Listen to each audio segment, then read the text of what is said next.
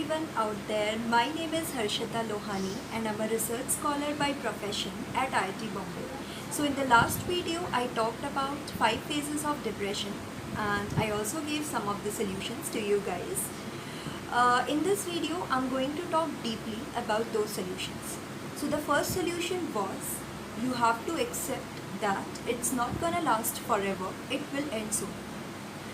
सो किसी भी काम के कंप्लीशन में पहली चीज़ होती है a proper mindset. So you have to have a proper mindset कि ये जो भी चीज़ हो रही है ये स्पेशल नहीं है, ये सिर्फ मेरे साथ नहीं हो रही है, ये काफ़ी सारे लोगों के साथ होती है और इसे ख़त्म किया जा सकता है. The second solution was it's you who can cure your self. Others can support you, can help you to get out of that phase, but ultimately it's you. Your efforts will bring some change. So what are those efforts which you should make to get out of that phase? See, I talked to many people जो इस phase से गुज़र रहे हैं या फिर इस phase से निकल चुके हैं या निकलने का ट्राई कर रहे हैं. सो एक्चुअली डिफरेंट लोगों के लिए ये सॉल्यूशंस वेरी करते हैं. सो उनके वेज भी डिफरेंट हो सकते हैं. So the ways which I adopted were I like to read motivational and inspirational books. So I did that. I like to dance and I like to meditate. I adopted all these ways and similarly आप भी अपने लिए veg explore कर सकते हैं कि आपको क्या पसंद है.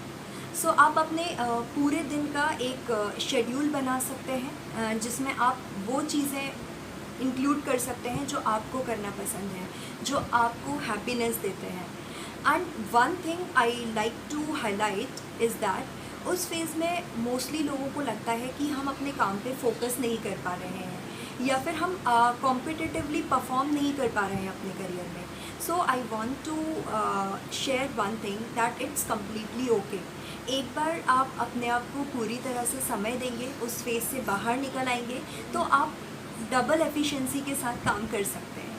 सो इस चीज़ के लिए गिल्ट लेना कि आप काम नहीं कर पा रहे हैं या अपने करियर में परफॉर्म नहीं कर पा रहे हैं, उस चीज़ को आपको पीछे रखना होगा. वो आपको एक्सेप्ट करना होगा कि कुछ समय मुझे अपने लिए देना है और कुछ समय मैं सिर्फ वही चीज़ें करूँगा या करूँगी जो मुझे पसंद है. और द गुड थिंग इज़ कि इस प्रोसेस में आप काफ़ी सारी वो चीज़ें भी एक्सप्लोर कर लेते हैं जो मे बी आप कभी ना कर पाए हों और आपको पसंद थी. So that's an advantage. So I want to share one of the technique which I apply. So there is a term called walking meditation. Actually इस फेज़ में कंसंट्रेशन और फोकस दोबारा लाने के लिए रिकमेंड किया जाता है कि आप मेडिटेशन करें. बट मेडिटेशन इस फेज़ में इंसान के लिए काफ़ी डिफ़िकल्ट होता है क्योंकि मोस्टली इस फेज़ में लोग हमेशा थॉट्स से सराउंडेड रहते हैं. So walking meditation is an advantage इस फेज़ में. तो walking meditation is a kind of meditation जिसमें आप एक पर्टिकुलर डिस्टेंस में एक तरफ से दूसरी तरफ जाकर अपने थॉट्स को कंट्रोल करने की कोशिश करते हैं. यानी कि आप घूमते हुए आगे पीछे ऐसा इंश्योर करते हैं कि आपको कोई भी थॉट्स ना आए.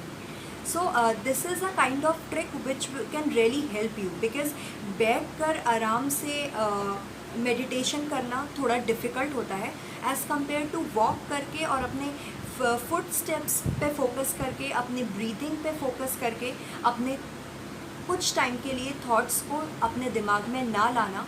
ये ट्रिक काफ़ी हेल्पफुल हो सकती है.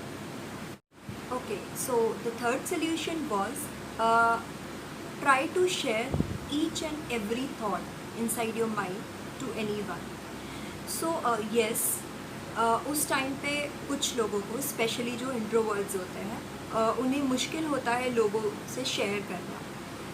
सी बट यू नो दुनिया काफ़ी ज़्यादा बड़ी है एंड काफ़ी सारे लोग हैं. तो आपको कोई ना कोई फ्रेंड, आपका कोई पुराना फ्रेंड जिससे आपका ज़्यादा कनेक्शन नहीं रह गया हो या फिर जिसका आपकी प्रेजेंट लाइफ पे कोई इम्पेक्ट ना हो या और भी कोई स्ट्रेंजर जिसका आपकी लाइफ से कोई ज़्यादा कनेक्शन ना हो, आप उससे ये बात शेयर कर सकते हैं. And it is completely okay. लोग आपको समझते हैं। आई नो कि उस फेज़ में मोस्टली लोगों को लगता है कि no one can understand us, but when you will share your things, then you will get to know कि people do listen, and it's fun to share your things with many people. So I'll say कि कोई भी ऐसे लोग अगर आपको लगता है कि आप अपने फ्रेंड्स से या अपने फैमिली मेम्बर्स से शेयर नहीं कर सकते हैं, तो आप उन लोगों से शेयर कर सकते हैं जिनका आपकी लाइफ पर, प्रेजेंट लाइफ पर कोई ज़्यादा इम्पेक्ट ना हो, कोई भी आपका बहुत पुराना फ्रेंड या any stranger.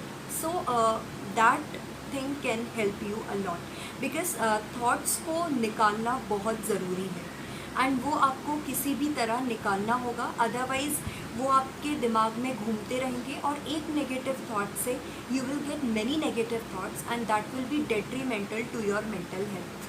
Okay, so the last solution was try to find positivity in every possible thing around you. So why I'm saying this? See, जब आप उस फेज़ में होगे तो कुछ लोग ऐसे भी होंगे जो कि आपके लिए टॉक्सिक होंगे या आपको उनकी प्रेजेंस बॉदर करती होगी. तो ऐसा नहीं है कि आप उस फेज़ में हैं तो हर कोई वो चीज़ समझे. तो कुछ लोग ऐसे भी होंगे जो कि आपको नहीं समझ सकते हैं या फिर आपके लिए प्रॉब्लम्स क्रिएट करेंगे, ये जानते हुए भी कि आप ऑलरेडी परेशान हैं.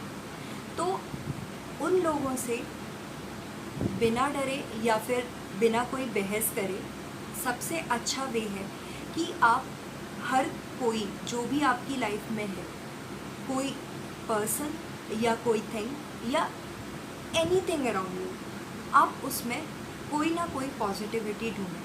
या कोई भी सिचुएशन अगर आपको ऐसी लगती है कि आप फेस नहीं कर सकते या फिर आपके लिए डिफ़िकल्ट है उस सिचुएशन को ओवरकम करना, तो आप ये मान के चलिए कि आपको एक एक्सपीरियंस मिल रहा है उन लोगों से, उस सिचुएशन से, और आपको उसमें कुछ ना कुछ ऐसी पॉजिटिविटी ढूंढनी है या कुछ एक ऐसी चीज़ ढूंढनी है जिससे आप लर्न कर सकें.